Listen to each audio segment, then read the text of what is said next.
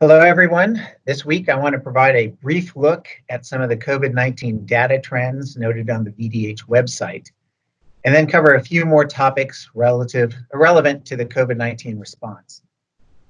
So let's take a peek at the data.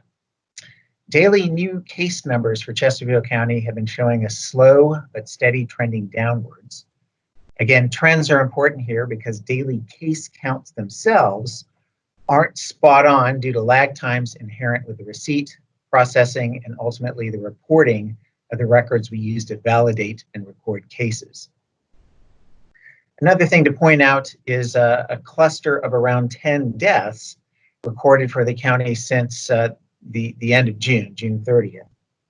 8 or 9 of those deaths are delayed reports of individuals who expired several weeks to up to 2 months ago. Some of these are from facilities that reported the deaths to us late.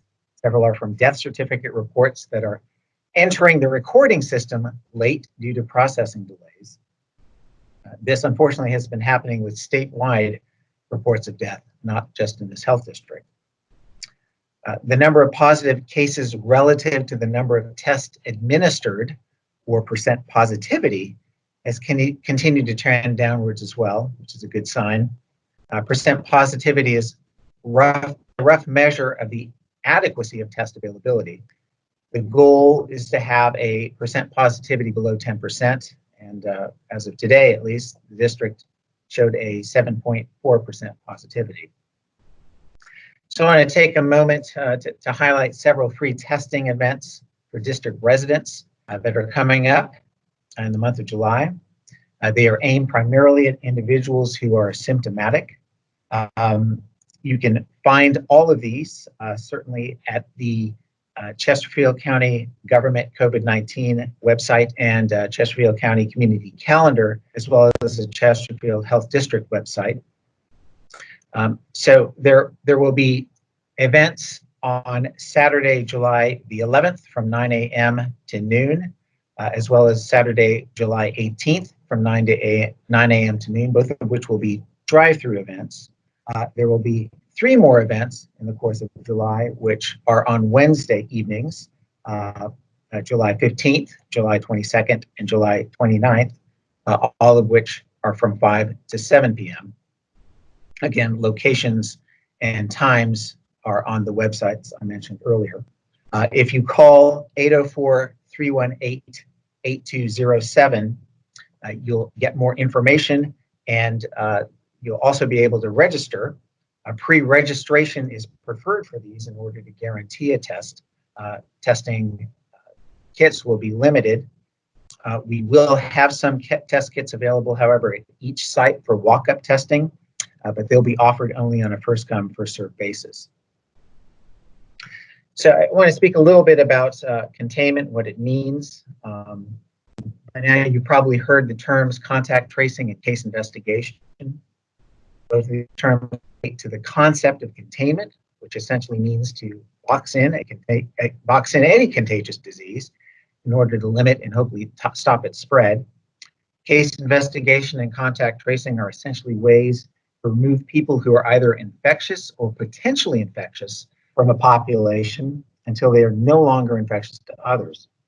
And since we don't have a vaccine, containment is a key strategy in reducing the spread of the virus, COVID-19, specifically in a population. And it's being used alongside social distancing as a primary weapon in the arsenal against COVID-19. Both in combination have proven to be effective in other countries that have managed to handle the issue. And to date, they've been working together like this. So all of us here in the state have been working together to prevent the spread of disease by social distancing, using masks, proper hygiene, including hand washing. Any exposures from cases that still might arise are addressed through containment. So people who fit the criteria of being designated a case, which typically means testing positive on a COVID-19 test, are asked to self-isolate. Health department staff reach out to close contact with the case and ask those who fit the criteria of having been exposed to self-quarantine. We isolate people who are known to have a contagious disease, and we quarantine those who have been exposed and could potentially become sick with the contagious disease. When cases become known to the health department, primarily through a positive lab result, the case investigation begins. This starts with an attempt to reach the individual and carry out an extensive interview. Contact tracers then reach out to anyone believed to have been in close enough contact with a positive patient to become infected, and they do so without identifying who that person was. These contacts are asked about possible symptoms and receive guidance, instructions, and other information related to COVID-19 exposure. This could include a self-quarantine period of 14 days in the case of COVID-19. Positive case typically encounters approximately 8 people who will need to be interviewed by contact tracers. So there are some unique challenges with actually doing containment. So the first of which, in a situation where there is rapid spread of illness resulting in large numbers of cases, this can overwhelm our regular system of case investigation and contact tracing. This has been seen in kind of the early stages of COVID-19 here in Virginia. It's being seen across the country in places where there are large numbers of cases. The second challenge is that our existing disease reporting system is not utilized by some labs, resulting in delayed reporting of positive lab results.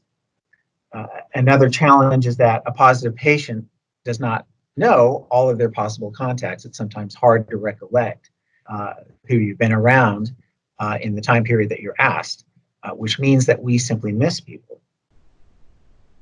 And then there's the difficulty in initial contacts with a positive case or the contacts to the case. We've had this challenge, and beyond that, sometimes we get incorrect or missing information, and no response, as I mentioned, to emails, phone calls, or voicemails. And sometimes there are individuals who are suspicious of government and provide incorrect or misleading information. Finally, there are challenges certainly with having enough staffing resources to conduct these containment activities.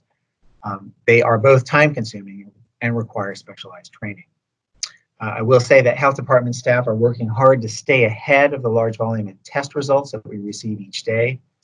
We're continuing to refine processes and use our resources to best effect.